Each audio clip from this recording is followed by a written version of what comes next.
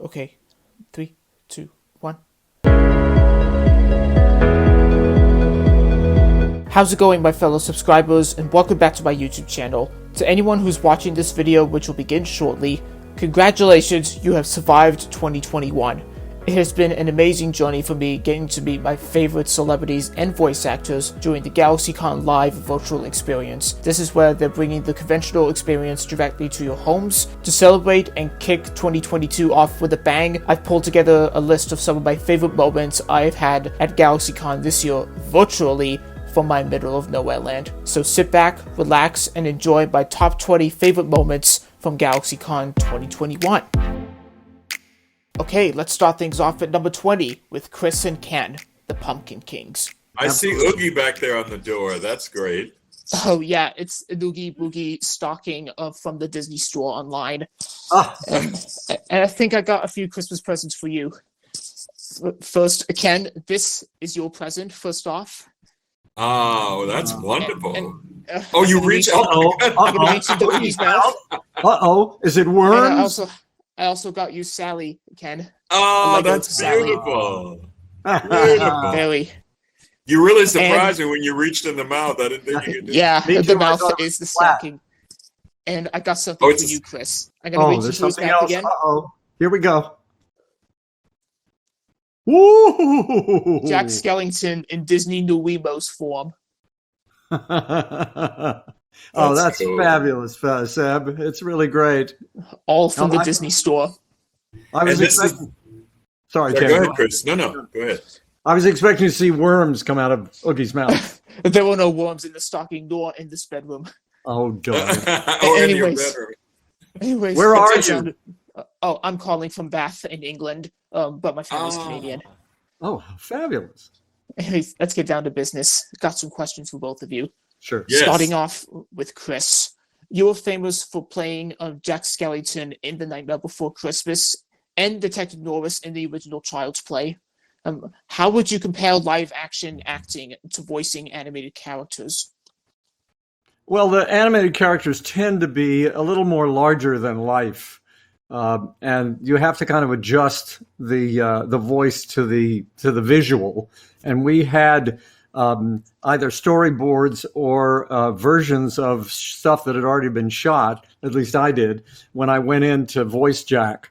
So I had that sense that this was going to be something that was really quite visually extraordinary, and the voice had to really match that visual rendering. So that's really kind of the difference for me, is that it's usually bigger than life, but it still has to be real for the character. It's a lot to take in. Anyways, next question is for Ken. You played Oogie Boogie in the film, and you sang in the film as well. Yes. Looking back, would you describe the character as a jazz musician version of the Boogeyman? Yes, in terms of where the inspiration came from. It comes from the great Harlem Renaissance jazz musician, if you will, Cab Calloway. That was the inspiration for the song. Really? So I think, if you don't know a lot about him, look him up. And he did a lot of things that you'll be surprised to find are very reminiscent, not a copy, but reminiscent of the Oogie Boogie song. He was famous for a song he sang called Heidi Ho. And he Heidi, Heidi, Heidi Ho. And yes, I heard that song in Blues Brothers. Exactly. The Blues Brothers, exactly. And that's the inspiration for him. So I think, saying that Oogie has a jazz side, in the sequel. Yeah. You'll get to go to Oogie's club. You get to go to Oogie's jazz club or something. Wow. We wish. Yeah. We do wish. Anyways, next question is for both of you. You enjoy taking part in the conventions and fan events like this GalaxyCon. And were you amazed at how successful this movie was and that it has had such an impact on animation fans everywhere? Absolutely.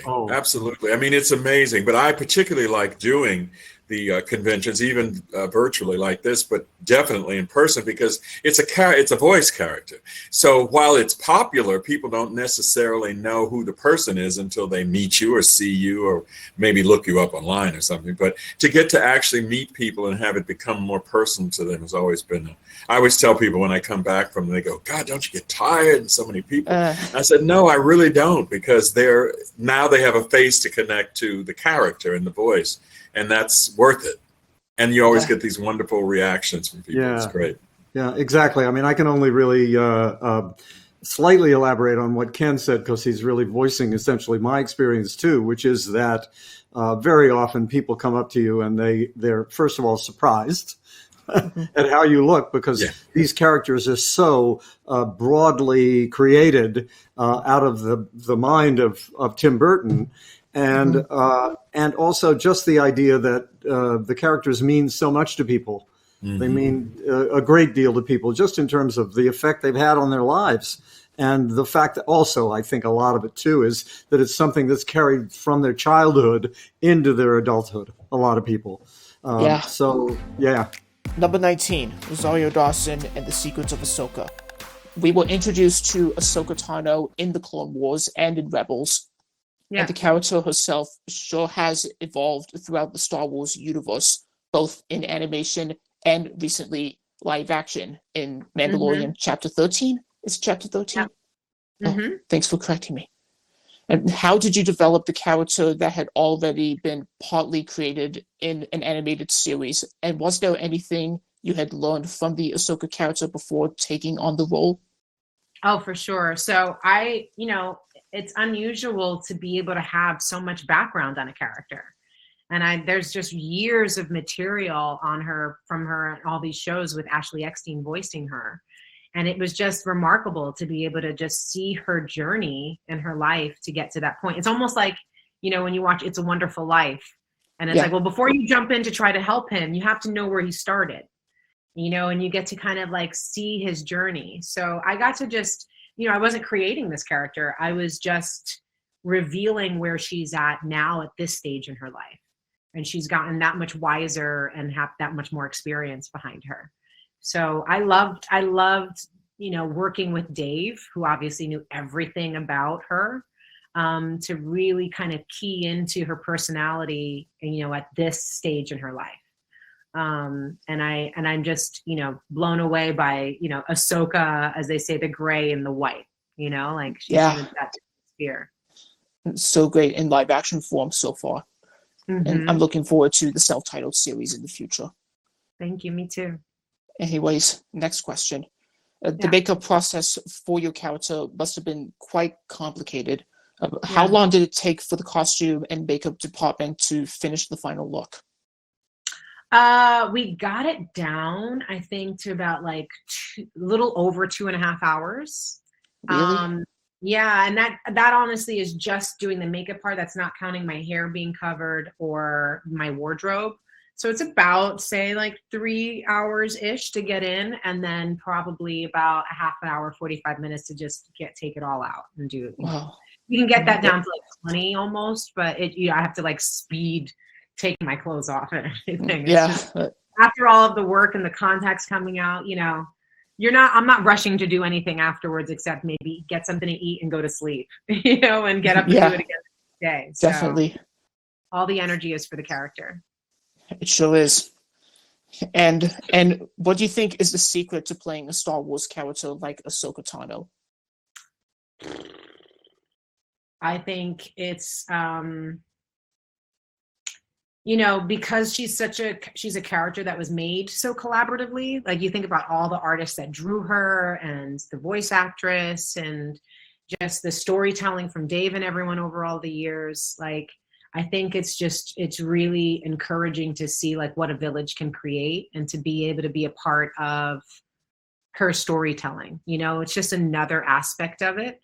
And so it's just being very open to hearing all of that and then trusting that it's going to make sense and it's going to work, because it's not just on me, as much as, I feel the pressure. it's also like on our stunt team and on production. And, you know, it's really making people feel like this animated show that they watched has now really come to life to connect to the films. Because I think that's the interesting thing about Star Wars fans is like there are people who are just fans of the movies, and then there are people who are fans of the movies and the shows, and then there are people who are fans of the movies, the shows, and the books. And like, you know, like you can get really deep into details or not, and it still resonate, you know, depending on your passion for it. And so I love that passion is just our avenue in, you know, I think there's no way of just getting it just perfect, you know, it's got to just feel right. And so I'm glad it's not, you know, I'll sit there and go, is this making sense? And it was like, and I'm like, okay, so then I guess I trust. You know her better than I do. So if you're happy, you move on, then I guess we move on, you know? Yeah, it's true. Yeah. And without spoilers, is there anything that fans can expect to see from the Ahsoka character in the self-titled series for Disney Plus when production starts? I don't know. I don't know much of anything. I know Dave has written several of the episodes already, and you know, I haven't had a chance to read them yet. So I don't know where all of that is going. I know for myself, especially as a woman at 42 now, you know, and have had so much life experience behind me, I think there's obviously wisdom that is achieved, but there's also vulnerabilities that are clearer. And I'm so curious to better know that for her, you know, like what really makes her tick, like what really is her guiding light, you know, because we know she's good and we know she cares and she leads with empathy. But I want to know more of what the toll of all of that has been all these years to be living, taking care of everyone, if there is a toll at all. Like I'm very curious to know how she is, because I just think her spirit and her personality is so winning. And if we could all connect to our inner Ahsoka, the world would be a much better place. But I know that can't be easy. So I'm hoping to better understand like what that is to, you know, her whole family in the Jedi Order, like they're either dead or she had to be estranged from them anyway. And, you know, her master turning to the dark side and all, like there's just, it's so intense and big. And she seems to always know the right way forward, but what does that really mean? You know, what is, try to maybe humanize that journey a little bit more. Yeah, I'll accept that answer. And I can't wait to see what the team brings to the character. Yeah, me too. And speaking of Star Wars, I've got Grogu, aka the Child. I got it at the nearest HMV in Bristol last Halloween. Oh, I love it. So good. It's remote control. I'm turning the switch on just to show you. A tap on the head and he moves. Oh my God, that's amazing! So I know. Cute. This is why everyone loves the Child and the Mandalorian. Yeah, so much. And he's really not that much bigger in real life on set. Like it's amazing. That is true. And it's incredible when he just starts moving like that. It feels so real. Oh, that's awesome. Number 18, Sonic the Hedgehog himself. What was it that got you into voice acting for video games and other projects just like Sonic? You know what? It was a desire to challenge myself and be a part of this industry, and it was like any job that comes with voice acting. You go out and you audition, and you audition, and I am still auditioning every single day. And that was just it. It's especially when you get to be something that's as big as like Sonic the Hedgehog or a franchise like that, you just kind of hope that you can rise to the challenge and that you can do what they're hoping to hear you do, and that they want to work with you and that they like working with you. And that's really what it was. It was going out for an audition. Next thing you know, I booked the role of Sonic the Hedgehog, and every single job I've ever had was earned in just that way. Wow, so cool. Thank you. And I think the voice actors that I met during GalaxyCon told me the same exact thing. Oh, gotcha. Yeah.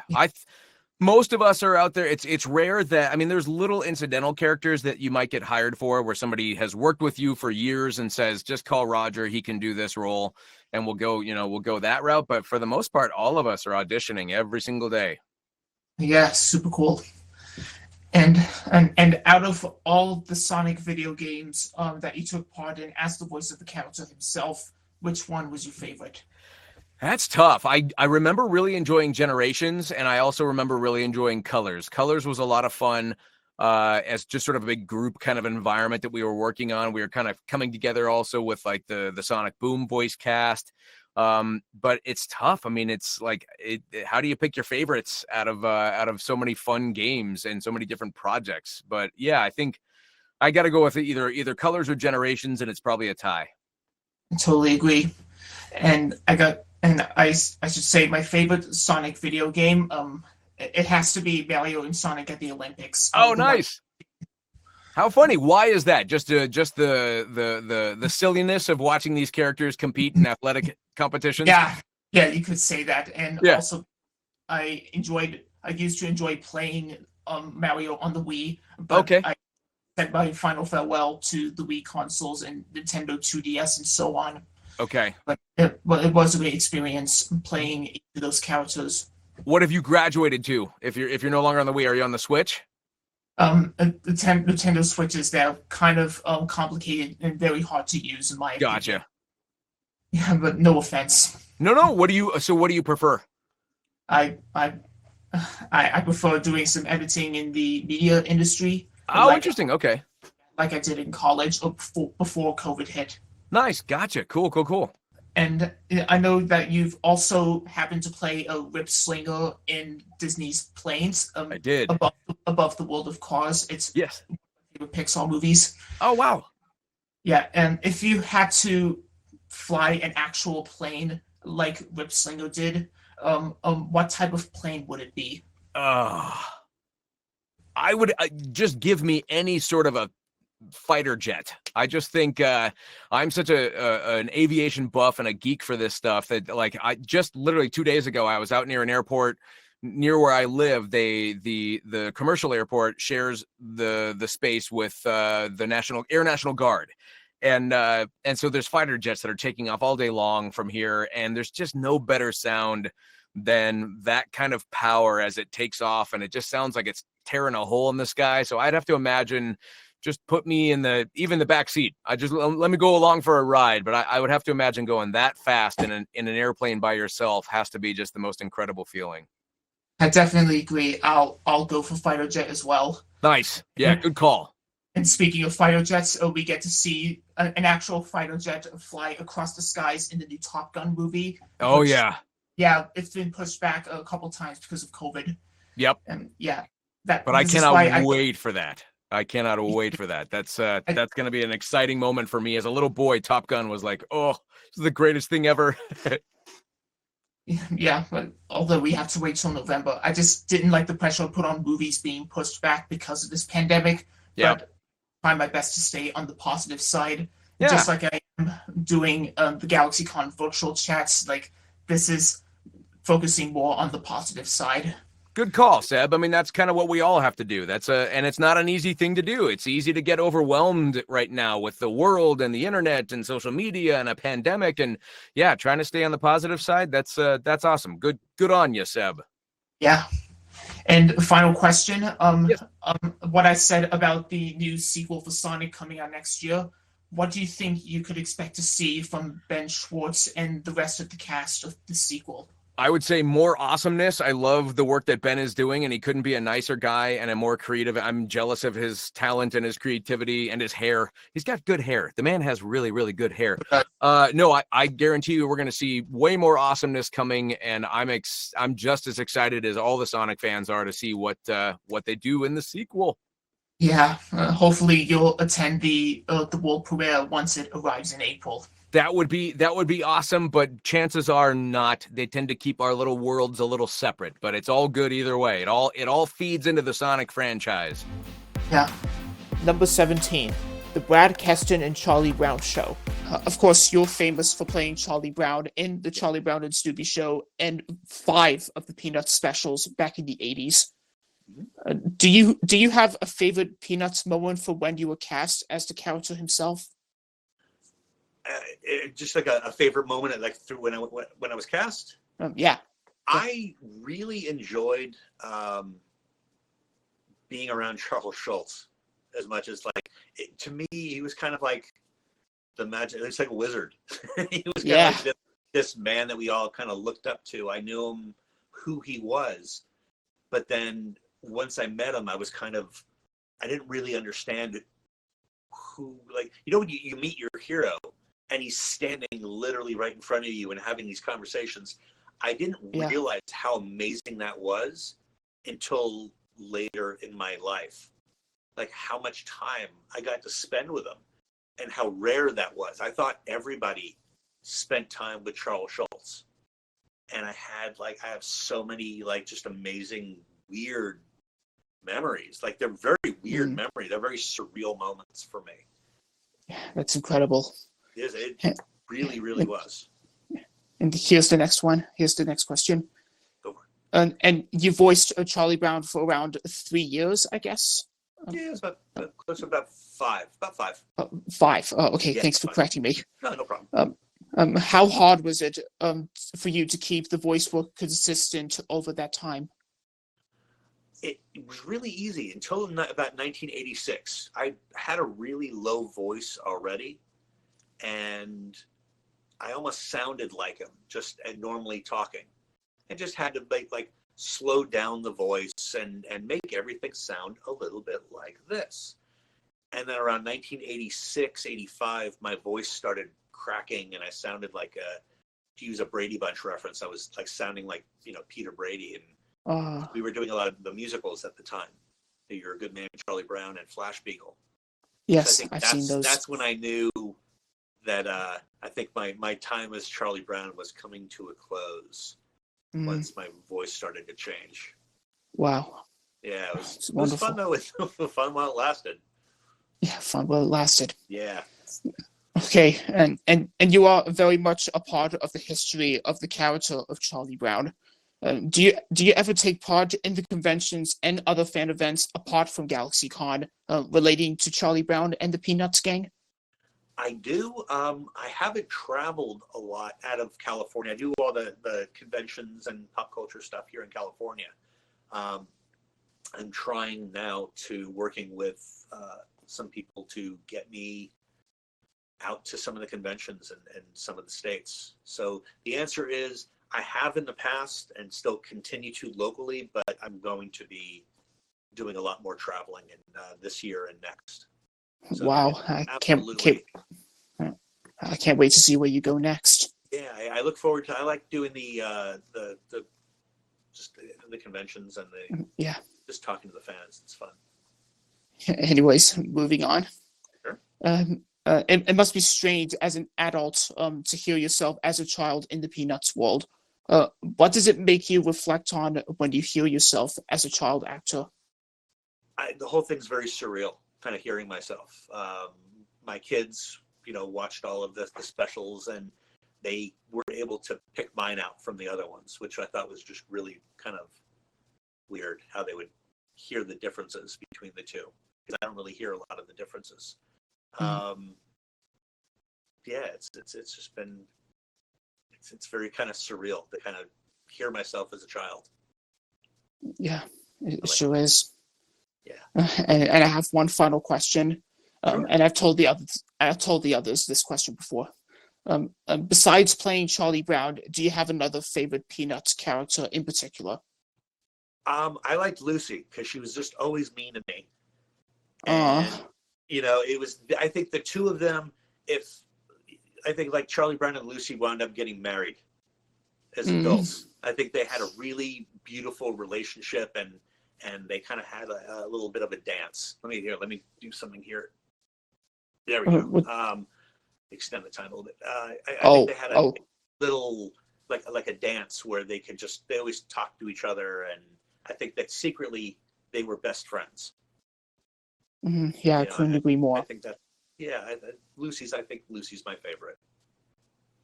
I couldn't agree more. Well, I'm gonna stick with Charlie Brown. Charlie Brown and Scooby are my favorite characters from the Peanuts in particular. Thank you. Number 16, Dee Wallace on being the Scream Queen. Of course, you were given the title of the Scream Queen after the movie Critters in 1986. And some of your roles are very emotional.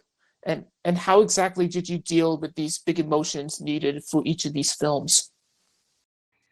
Well, it's interesting. I have had a lot of emotional things happen to me in my life, a lot of deaths. My father was an alcoholic, committed suicide. I'm sorry about that. And then I had a lot of love too. So I have a very big heart, but I'm not afraid to tap into those places that make me sad. And I'm not afraid to tap into those places where I'm violently angry and scared. So I think it's that combination of, I love doing the emotional work.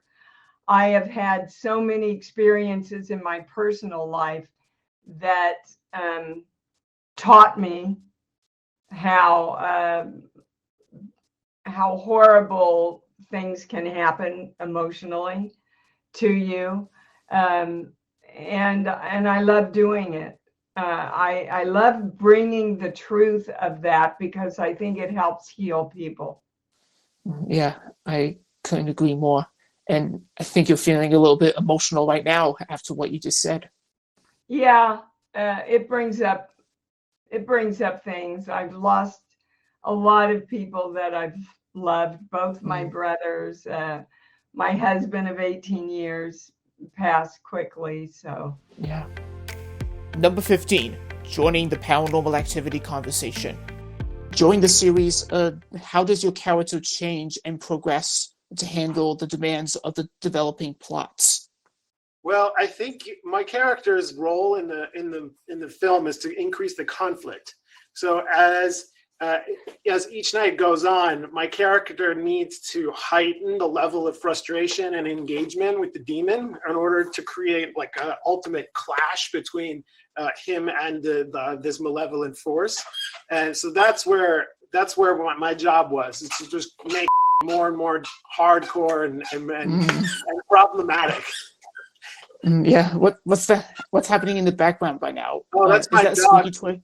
My dog is chewing on a squeaky toy. Sorry about that. Oh, well, I don't blame your dog for interrupting our session, but that's okay. There was this one scene that I found very scary in Paranormal 2, which was you, Christy, being dragged down the stairs.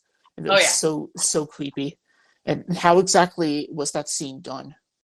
Well, it didn't involve me. It did in the very beginning, but the majority of it was my stunt woman, Helena. Really? And he was, and anything that happened on the stairs, actually, you had other stunt people I believe they were wearing all black so that they could be painted out of the picture later. And they pulled her down and she was grabbing as she went. And in fact, there was supposed to be a whole nother scene that we actually did shoot, we didn't use, where Helena was on the stunt guy's back and her legs and arms were up. And she was like, her back was to his back and he was crawling around. So it looked like she'd been picked up by a ghost and was being carried upside down. So that was pretty crazy. Wow, I wish I was there to see all of that. It was really great to watch. I'm pretty sure those were men in morph suits, like all covered in black, or sometimes a green morph suit. Yeah. And that's probably my theory. I'm glad you told the story to me. Oh, you're welcome. Anyways, here's the next question. How do you think these franchise movies, that is Paranormal Activity, have affected the horror genre?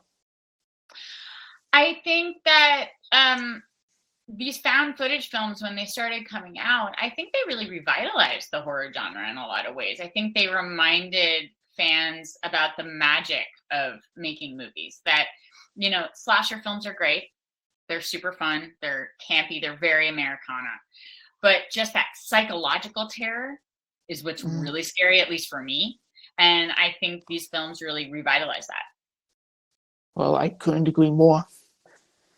And here's question number 4. In each Paranormal Activity movie, the jump scares gave the audiences a shocking reaction. I've seen the videos on YouTube. Yeah. Did you get different reactions from each audience group every time they watched one of the paranormal films? Well, I'll tell you what, I saw 2 and 3 in the theater. The number 2, I don't remember exactly how. I think people got scared around the same times I got scared. Oh.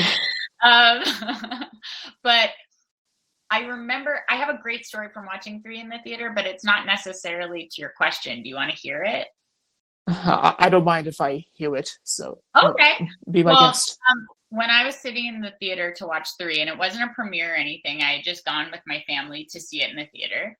The gentleman next to me looked at me and he goes, hey, do you know, like, did that girl from the second one, did she die? And I was like, yes, yeah, dude, she died. She completely died. Dead. It's terrible. I think it's real.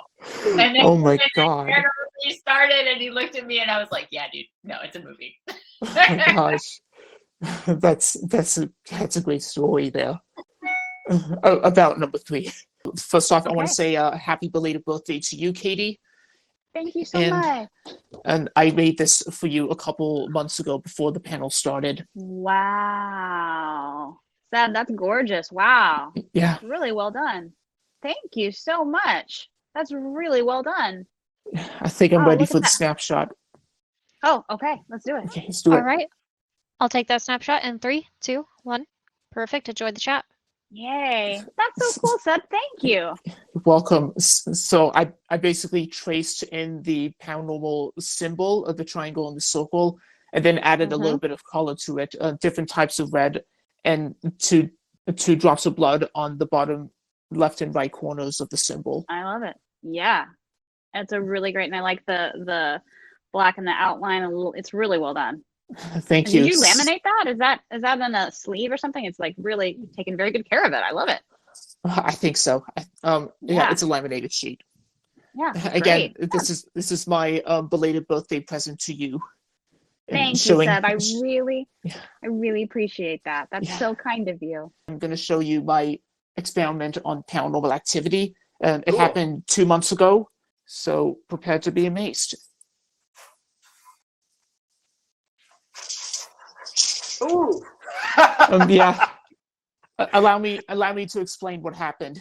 So I'm basically holding my iPhone on a tripod, and I'm lying down on the floor trying not to be seen. And then I wait about 10 seconds silence for the right moment. And then afterwards, I push the door with my hand very hard, and then the door slams very loudly. So that's how I made my experimental video inspired by the franchise. Yeah, that looks really real, man. I mean, I'm really impressed. Great job. Thank you.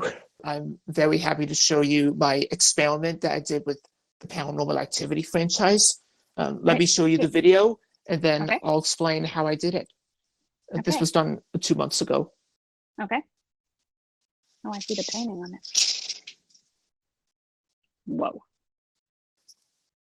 Now, let me show you how I did it.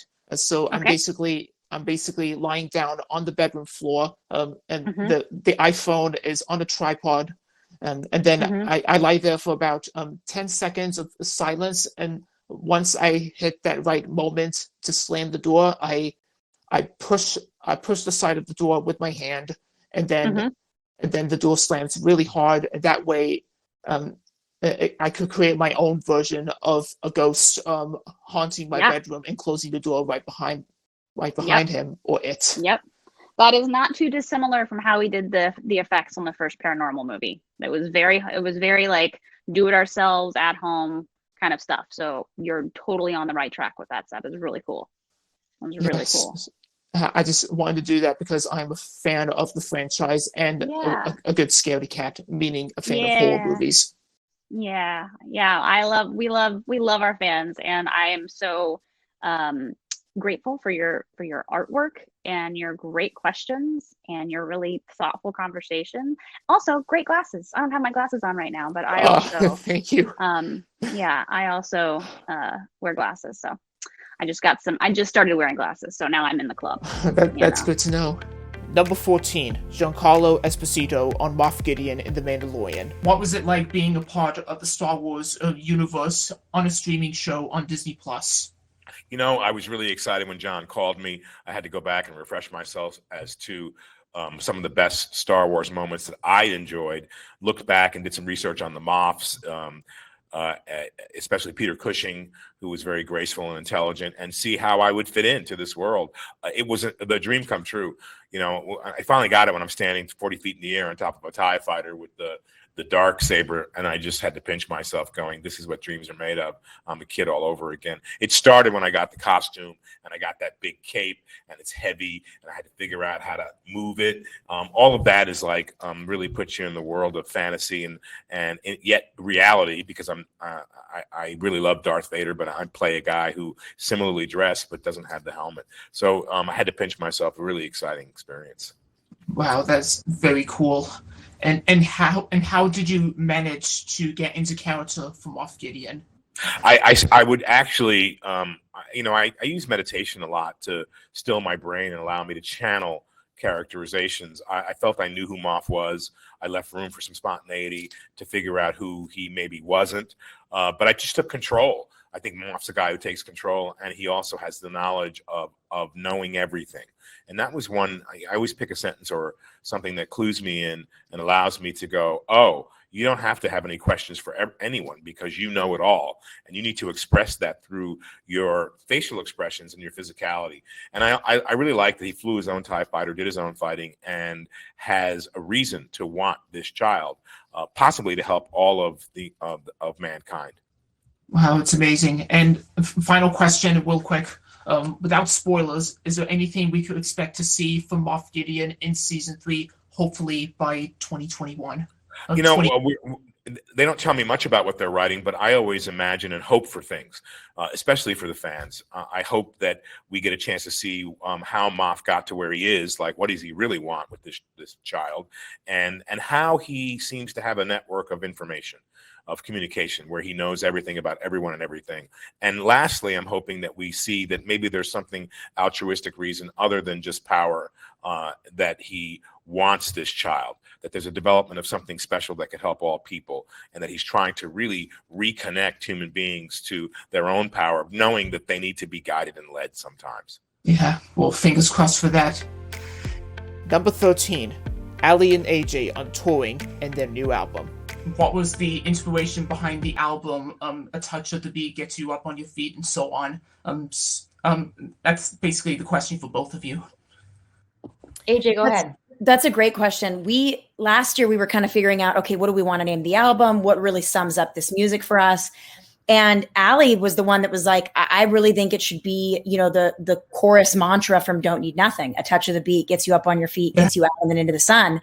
And it just felt like this kind of high energy run-on sentence way that Ali and I talk. And, I think people at first were like, okay, that's a bit of a PR nightmare. It's very long, but our team embraced it really quickly and knew that it was like very much an organic thought that we had and felt like it represented the album. And they supported it. And it really has felt like, as the album is now out and into the sun and people are experiencing it for the first time, that title couldn't feel more right. It kind of stopped like since day one, which feels nice. Yeah. Yeah. Are you going to a show next year? What? Are you going to go to a show next year when we're on tour? I don't know. I'll have to think about it first. But I know you're coming to the UK next year. That's right. So, yeah. Where are you based? Well, my family's Canadian, but we're living in Bath in England. Oh, wow. Oh, wow. That's supposed to be a beautiful area. Yeah, a very beautiful area. You should visit it sometime. Wow. Oh, cool. That sounds incredible. I noticed your t-shirt. I really love that. Oh, yeah. It was from the Harry Styles shop since the start of the pandemic. Oh, I love that. That's great. I love that message. Are you a big Harry Styles fan? So am. Yeah, so are we. Yeah, same. We love his music. It's like we both have something in common. There you go. We do. And we need to visit Bath. That's our next stop. Number 12, Seth Green on Chris Griffin from Family Guy. You have voiced Chris Griffin for over 2 decades now, and nearly 20 seasons. Yeah, and what has been the highlight for you playing this character? Oh, I love playing Chris. I can't believe it's a job that I actually have. When I first read the Family Guy script and auditioned for it, it was the kind of thing that felt like it was made for me. The sense of humor of the show, the stuff that it was talking about, all of the nostalgic references, that was things that I'd been thinking myself. So to get cast on it and then to get to play this character for so long has been an immeasurable joy. Wow. And so I just love it anytime. And then the writers are constantly giving me very funny things to say. And everyone encourages the actors to be creative. So I just feel very grateful and lucky that I've gotten to play this character so long. I'm glad you are. Thank you. Number 11, Frank Welker and his Scooby-Doo vocal techniques. And when you do the voice for Scooby-Doo, you use lots of vocal techniques. And how exactly do you do all of that? And is it hard to maintain this style of voice acting? You know, I think for Scooby, it is kind of visualizing the dog, visualizing Scooby, and he's got this big jowl, and then he's kind of sweet, but he's scared all the time. So you just use all those techniques. Wow. Yikes. Scooby-Dooby-Doo. Oh my. Hey, look, it's Seb. Seb, we need you. Help us solve this crime. Amazing. So that's amazing. Yeah, it's visualizing and then feeling all those sounds and emotions for Scooby, and then it's pretty easy to do.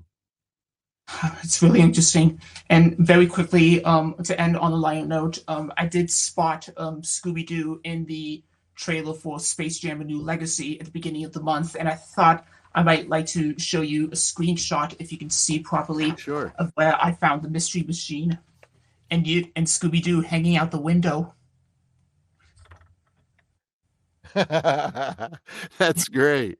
And Space Jam New Legacy, it's all about all things Warner Brothers movies and TV shows. Wow. And you created that? No, I screenshotted it in the trailer just to give you proof, to see that the mystery machine was actually there. I see. That's very cool. Number 10, Jack Quaid in Scream, coming January 2022. What's it like being a part of this slasher horror franchise? Oh, it's amazing. Thank you for these questions, by the way. They're great. I am really, I don't know, I'm a huge fan of horror movies. And being a part of Scream was incredible because I was a real scaredy cat for a very long time in my life where I just did not watch horror movies. And then a little bit into my 20s, I started getting into them and really appreciating them for what they are. And then, I don't know, just because I was in Scream, which is such a gateway drug to other incredible horror franchises, because there's just so many references in it, I watched so many things while I was shooting it that are really... I'm a huge fan of the Halloween franchise now. I'm a huge fan of, oh God, what were some of the other ones? Oh, Friday the 13th. I'd never seen any of them. And then I just was like, I should. I'm in Scream. I should watch them. They're so cool and interesting. And I love the reason why Friday the 13th was created. It was created by like a producer who just wanted a cool name for a movie. He just realized, okay, if I name a movie Friday the 13th, it'll probably make money. And then he took out ads in the paper so that people, like, Friday the 13th, coming soon, scariest movie you'll ever see. And he did that so that he could test the waters to see if anybody would sue him in case they had the rights to a movie called Friday the 13th. And what actually wound up happening was they found him, like a movie studio found him, and were like, okay, we want to make this movie. And they gave him a bunch of money. He didn't have a story yet. He just had a title.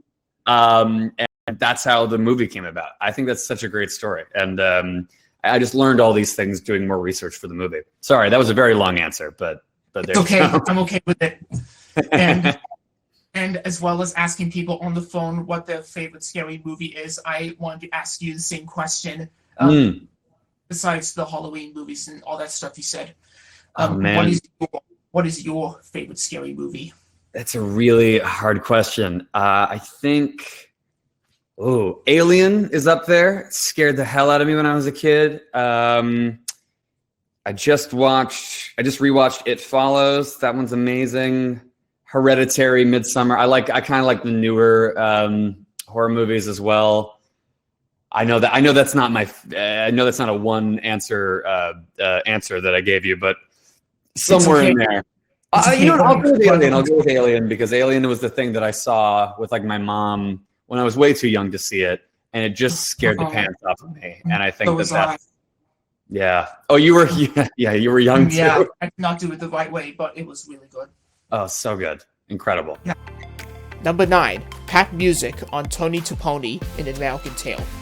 What was it like playing the voice of Tony Toponi in the film? It was incredible because the audition I just did on my little cassette player, there was no copy, there were no lines. And so I based it on a little kid in my neighborhood, a little Italian boy in my neighborhood. And really? Yes, and the way he used to talk to me. And so I just kind of did him. And Steven Spielberg not only liked it so much, he wanted to meet the kid. But it was me, so doing the kid. But it was wonderful because it was my first animated film that I'd ever done. And Don Bluth is an amazing director. Plus, what they do is they videotape you while you're recording. So they would use all of my, movements, all my Tony stuff. They got all that stuff in there, So wow. It was great. Yeah. That's amazing. What can I say? Spielberg, he's a great director and producer as well. Yes, he is. He's amazing. And here's my Go. Yeah, here's my second question.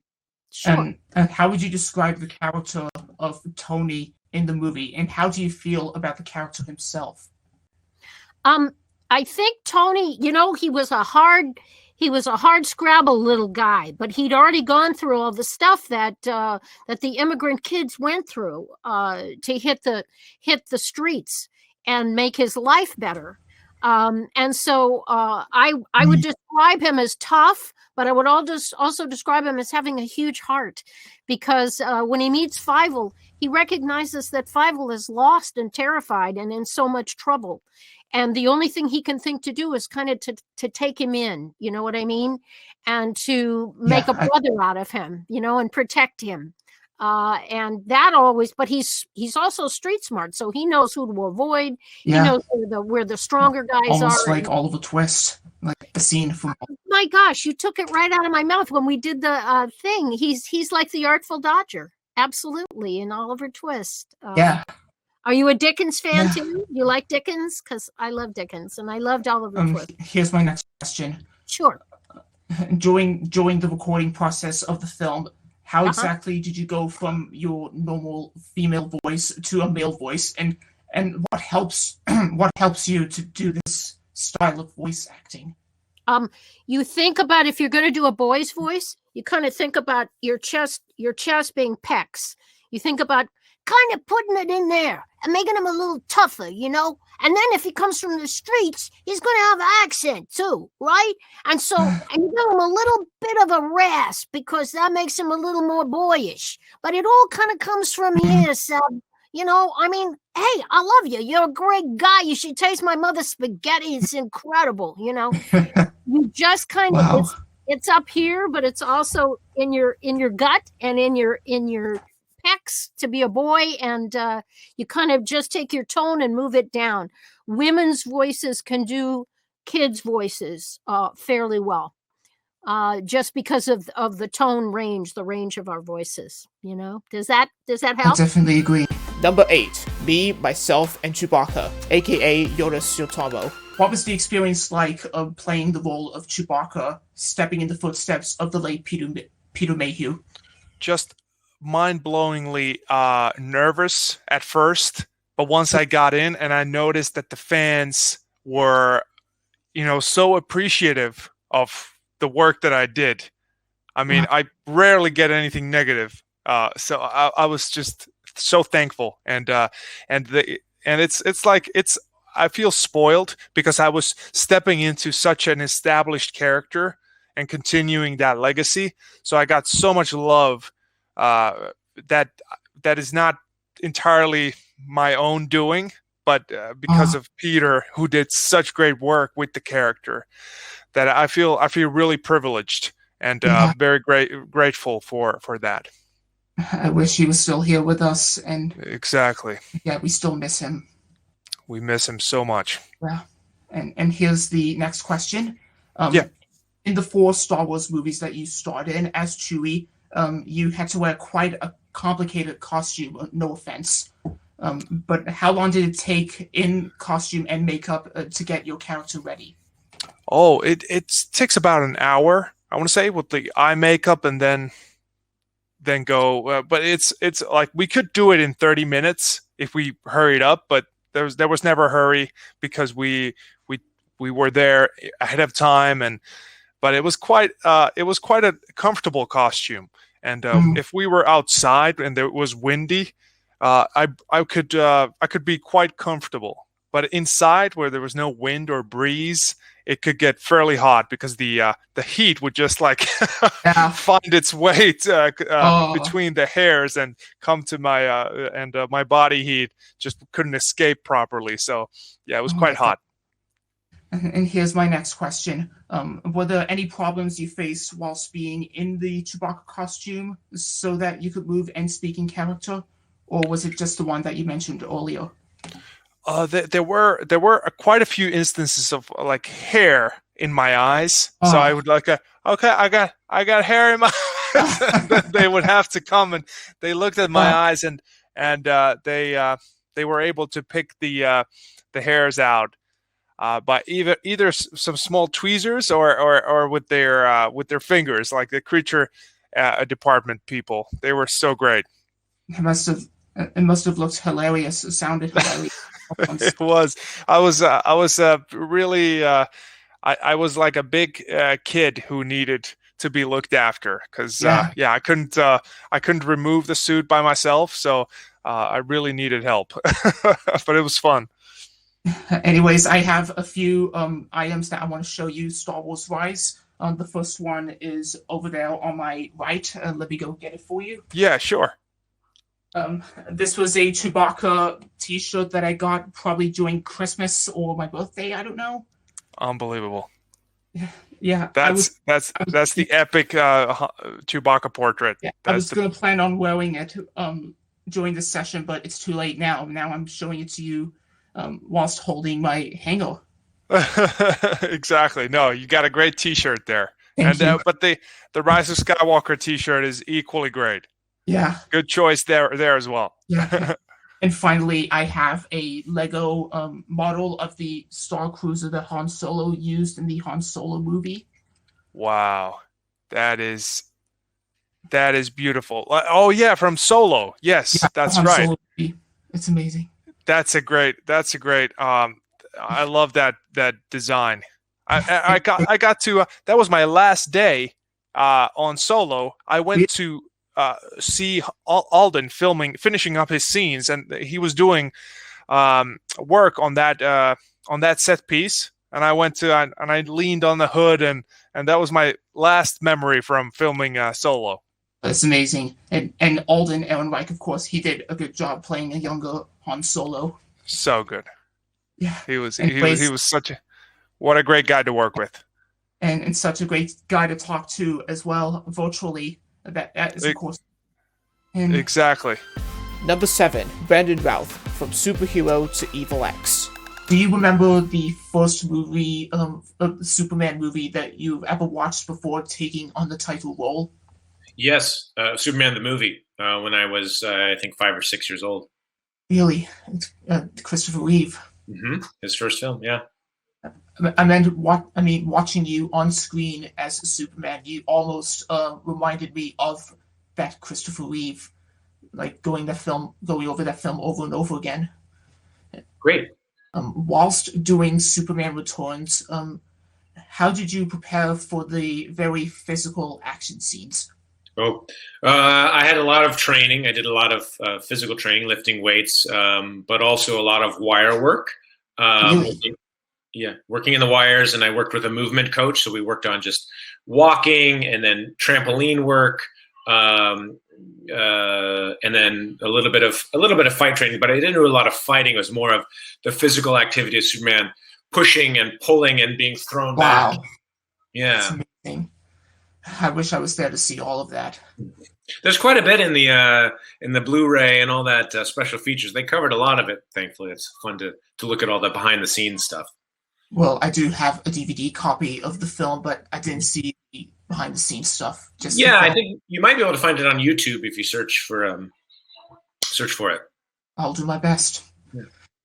And anyways, let's go on over to the Scott Pilgrim questions. And of course, you played Todd Ingram, the member of the fictional group Clash of Demon Head. That's right.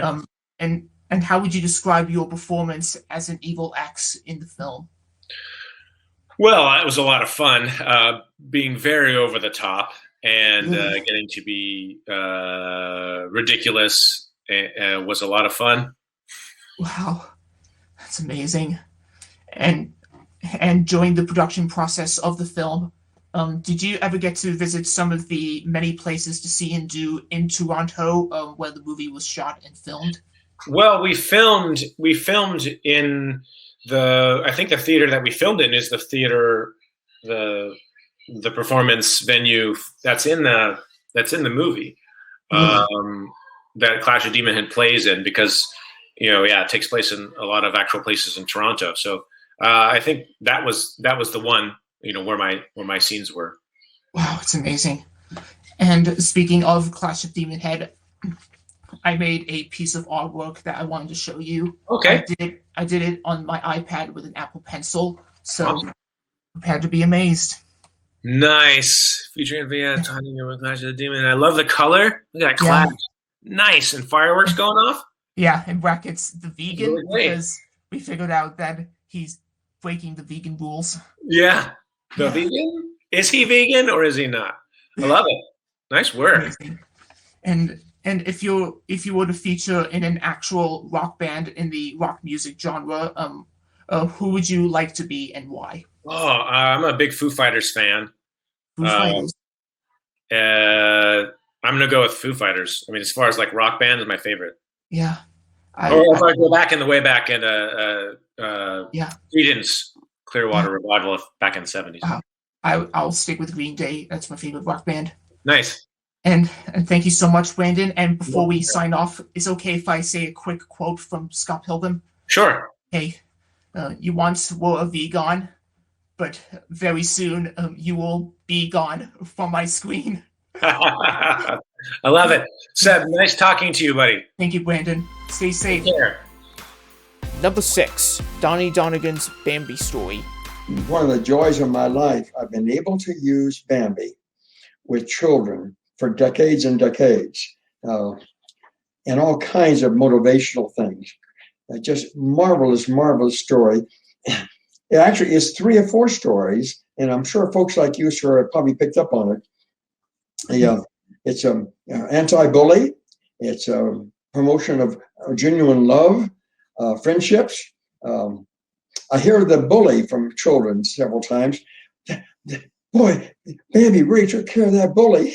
There's a couple of those scenes. And when I first heard that 8 or 9, 10 years ago from some children, it caught me by surprise. I did not realize the significance of the anti-bully scenes. So both the dogs and the terrible deer trying to capture Feline. It's a wonderful event in my life. It was my last film of 7 or 8, my only animation.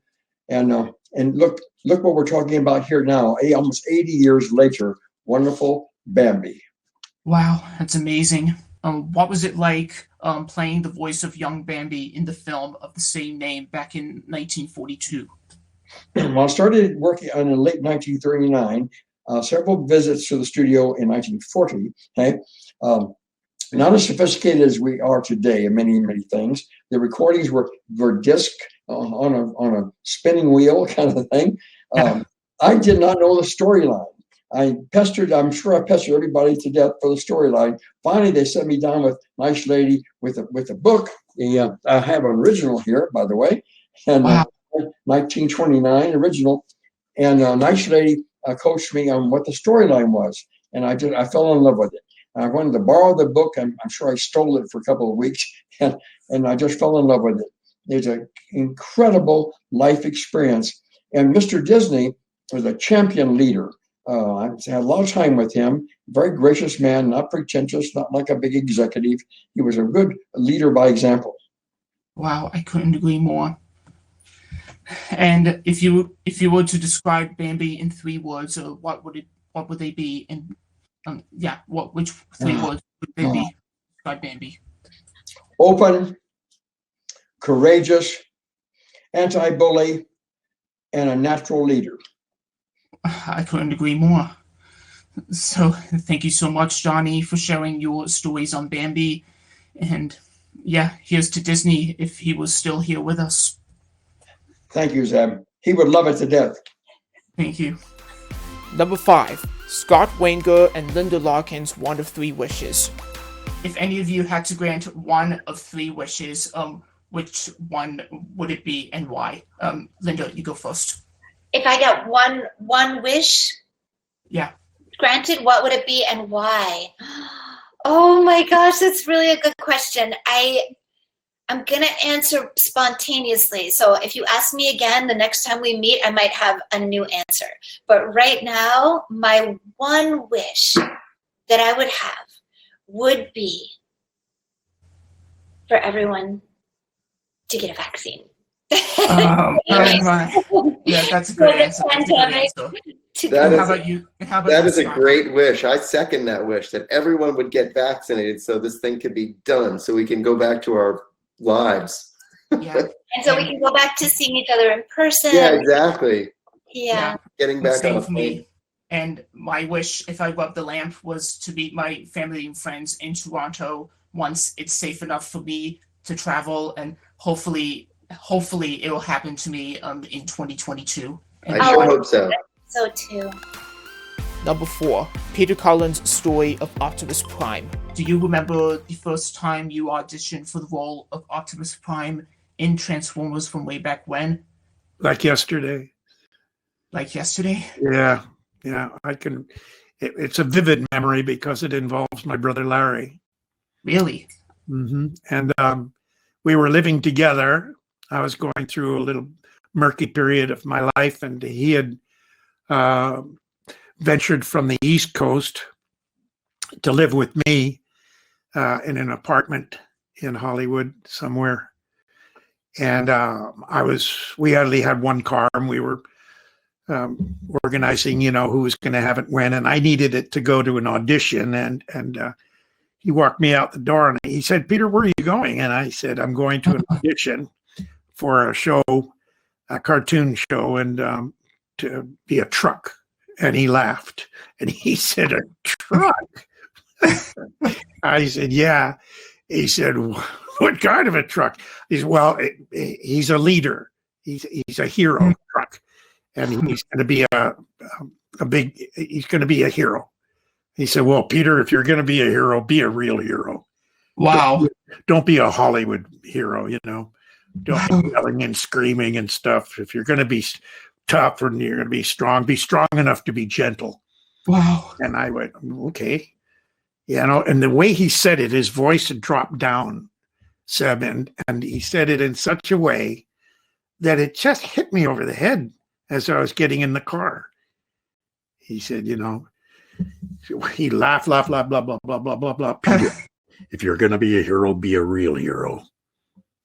And you are a real hero. And so I just did Larry. When I got to the audition, I just did his voice and echoed the words the way he said them. That's amazing. That's how Prime came about. Prime became a former Marine Corps captain named Larry Cullen. And wow. That's all him. Number 3, Jim Cummings on voicing Disney characters, including Pooh and Tigger. Whilst playing your characters from different animated projects, were there any special vocal exercises you had to do, and were you inspired by other voice actors who played the same characters on screen? Well, I don't smoke, things like that. And I do scales, la, la, la, la, la, la, things like that. And I don't, when I go to a football game, sporting event, or concert or anything like that, I'm not the guy who's screaming and yelling. That wears you out. And just stay healthy and just a pretty standard regimen. You never want to drink milk before you do some recording, because that creates a phlegmy sound. And other than that, just good old clean living. Yeah, I totally agree. And I do have one question, and it's to do on the Tasmanian Devil from the Looney Tunes. And how did you manage to put on your best Taz voice in some of the Looney Tunes projects that you took part in? Oh, well, we have a movie out called Space Jam 2 right now. I don't know if it's oh, did you see it? Yeah, I saw it twice now. You saw it twice. Oh, well, good. Yeah, well, Taz is like, I jokingly call him the anti-Pooh. I'm Winnie the Pooh and the anti-Pooh, and the anti-Pooh would be Taz, so, but it's a lot of fun. I'm sure glad you enjoy it.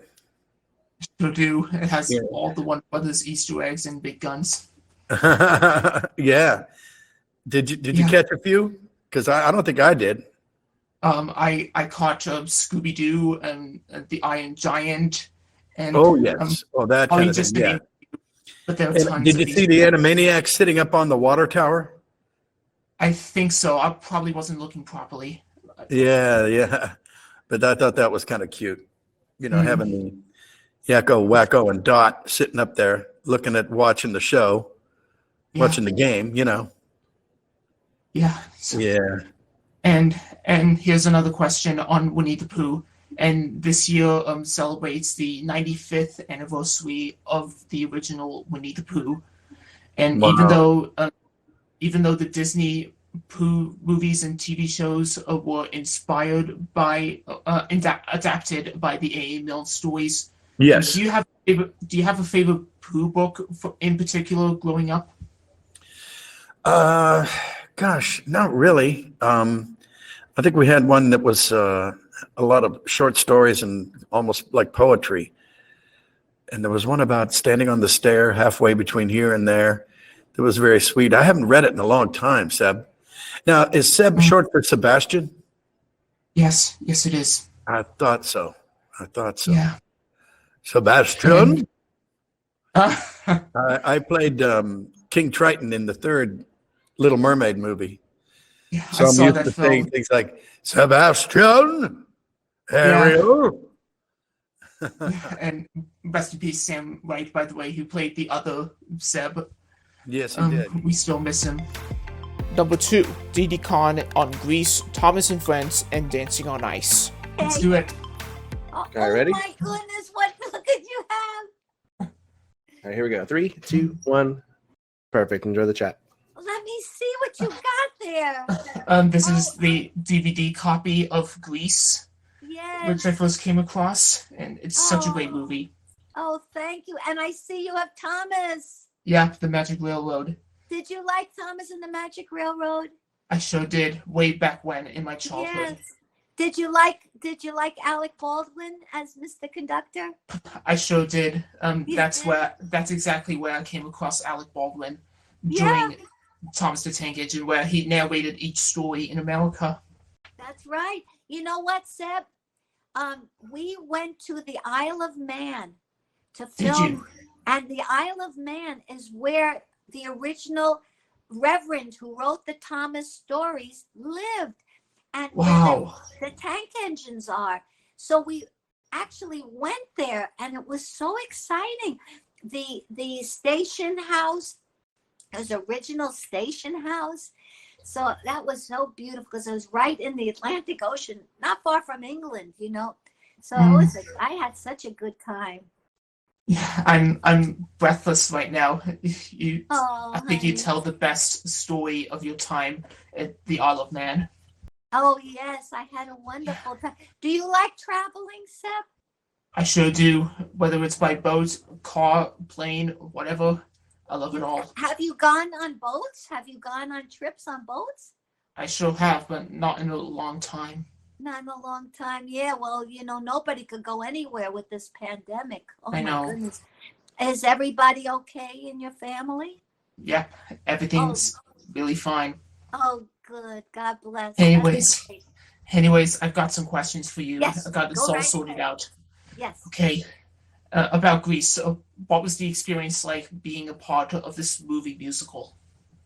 It was so much fun. It was exciting. It was fun from the first day. Okay, first day of rehearsal.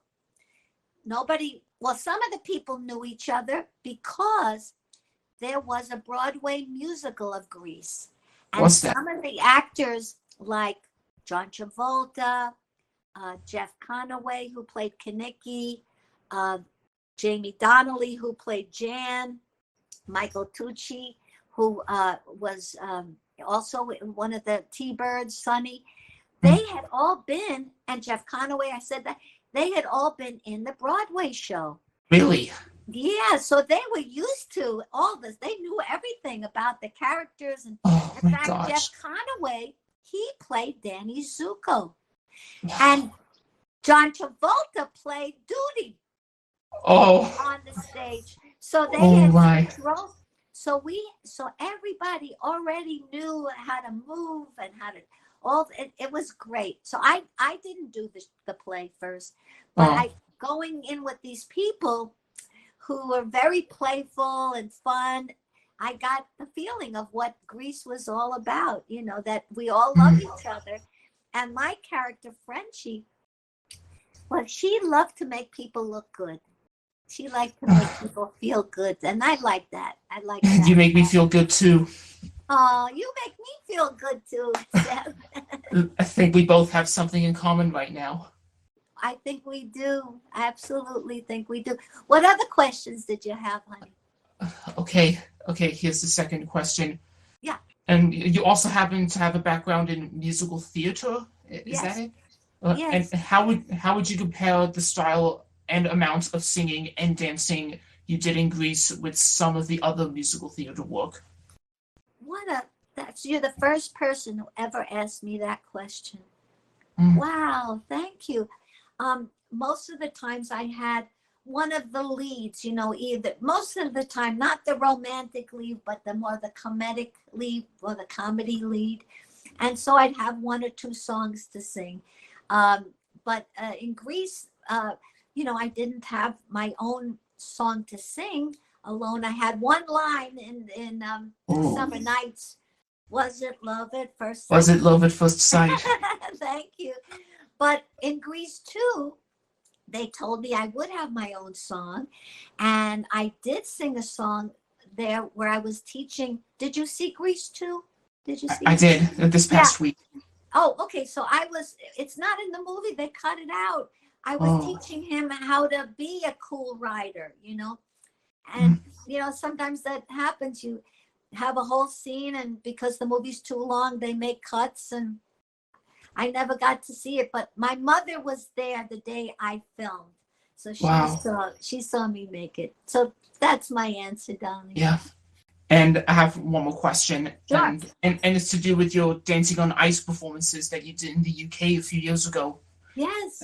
I found that really amazing. Thank you. I'm guessing it must have been a lot of hard work learning how to ice skate. Have you ever ice skated before? No, I mean, as a little girl, I'd hold on to my dad and put skates on, but no. So they called me up and they said, I like to be on this show in England? Well, I love England. And they said how much I'd get paid and would I learn to ice skate? So I should have watched the show because I had no idea that every week I have to learn a new routine and they want you to get better. And well, the lucky thing for me was I had the best partner, Lukasz. He was so patient and so sweet and so strong. Yeah, you could say that. He just helped me get through it. I mean, it was very, very challenging. And you know what? Sometimes we have to do things that are out of what we're usually comfortable doing.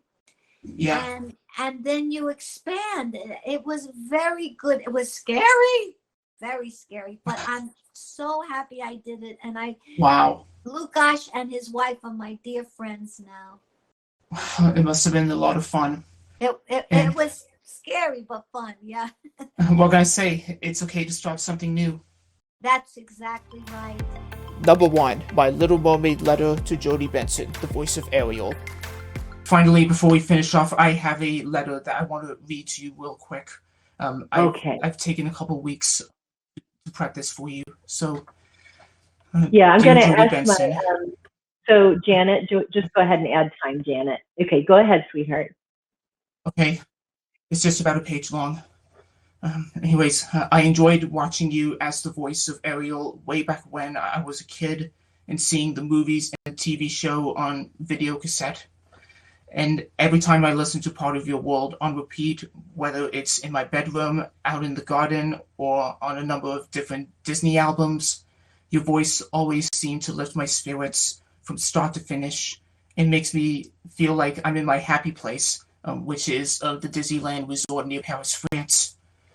And your voice is what makes Ariel so unique, and that you're not only a part of her world, but you're also a part of a Disney family, a Disney princess family.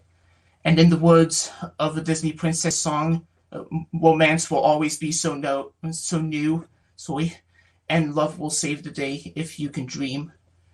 And today, Ariel's legacy lives on happily ever after, and princesses everywhere are still learning to be inspired by her and your performance in The Little Mermaid.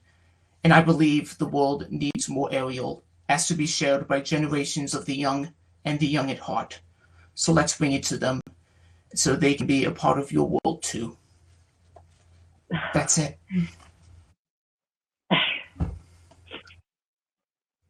Okay, that was beautiful. Absolutely beautiful, Seth. I really appreciate that. You made me cry. Thank you so much. It was an honor to meet you. Thank you. Bye. Bye-bye, sweetheart. You're amazing. You're an amazing young man. Thank you. I appreciate that. Okay, so those were my top 20 GalaxyCon moments from 2021. But whilst I was planning this compilation, I decided, why don't we add in a bonus video? And this is my favorite bonus moment from GalaxyCon. My letter to Peter Cullen, December 4th, 2021. I have my letter to read to you that I've prepped for weeks, so this one's for you, Peter. Okay. You are a true Canadian who has voiced many characters in many different animated projects, from playing the leader of the Autobots named Optimus Prime to voicing Disney characters like Eeyore in Winnie the Pooh. I mean, who could list them all? Out of all the Transformers I have seen on screen and off screen, Optimus Prime is my favorite after being introduced to the character in the first live-action movie in 2007. Optimus is this brave, strong, and protective character and leader to all Autobots. And to fans who are inspired by him, after all, in his words, there's more to life than meets the eye. Peter, in my opinion, you're basically Optimus Prime and Eeyore all rolled into one, as both Transformers and Winnie the Pooh were my favorite movies back in the good old days. If he was going to be a hero, then he should be a real hero. And so many years later, he is still a real hero to this day. And all thanks to his late brother, whose greatest gift was friendship, compassionate, tolerant, and respectful to others, and many Canadians like us both. And to Larry, even though you're not here with us, we salute you, and I promise you that we'll continue to cheer on the maple leaf and fly the nation's flag. And your brother, Peter, that's you, Peter, will always be here for you. Us Transformers fans, myself included, will continue your legacy until the end, and will always cheer on the maple leaf for you. A true Canadian hero in voice acting for 80 years, a true leader of Cybertron. a true hero to the legacy of Optimus Prime. Always. We salute you, Peter Cullen. Well, thank you, Seth. Those are wonderful. It's all for you. Thank you. So if you were to travel back in time to your younger Canadian self before he was the voice of Optimus Prime, Eeyore, and many other characters, what advice would you give him? Never give up. Just never give up? Never give up. Wow, never give in. Nothing. Never give in. Never give up to anything, no matter how small or big it is. Just never give up. It's nothing you can't. There's nothing you can't achieve. I mean, even if you don't, you've tried, you've achieved. When you try hard, don't give up. You're achieving, and just remember to have faith in yourself and never give up on yourself.